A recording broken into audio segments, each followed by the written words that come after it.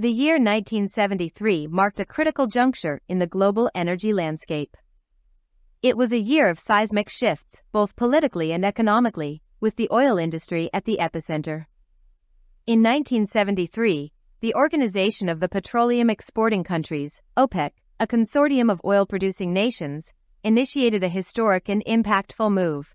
They imposed an oil embargo against countries they perceived as aiding Israel during the Yom Kippur War. This embargo would dramatically alter the course of international relations and reshape the energy policies of nations around the world.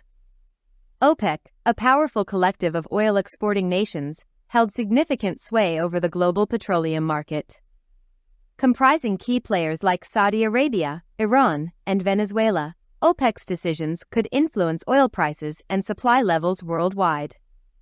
The 1973 embargo demonstrated their capacity to wield their oil reserves as a geopolitical weapon, revealing the pivotal role they played in shaping the world's energy dynamics.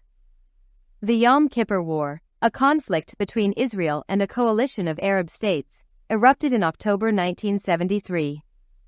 As the war unfolded, tensions escalated in the Middle East. In response to the perceived support of certain nations for Israel, OPEC decided to deploy their most potent economic tool, an embargo on oil exports to these countries.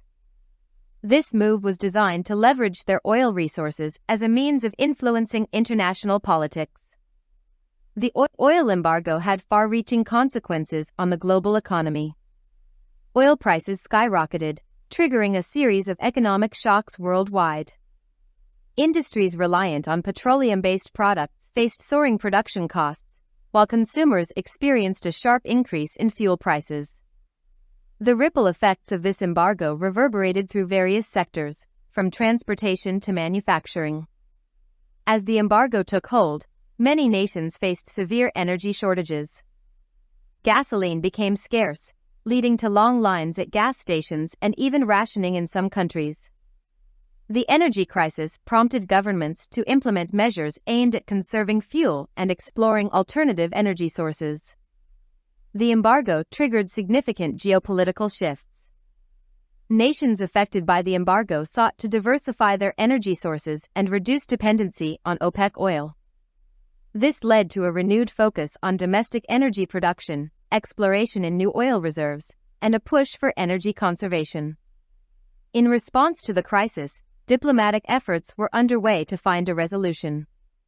Dialogue between affected nations and OPEC members sought to defuse the situation and ease the economic strain caused by the embargo. These negotiations were emblematic of the critical role diplomacy plays in resolving international crises.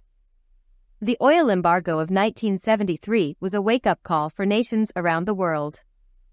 It underscored the vulnerability of countries heavily reliant on oil imports and prompted a re-evaluation of energy policies. Many nations implemented strategies to reduce dependency on foreign oil, investing in renewable energy sources, and exploring domestic reserves. The oil embargo eventually came to an end as diplomatic efforts led to negotiations and agreements. However, its legacy endured. The events of 1973 reshaped the energy landscape, influencing policies and investment strategies for decades to come. The crisis served as a catalyst for innovation and a driving force behind the quest for energy security. The oil embargo of 1973 remains a pivotal moment in global energy history.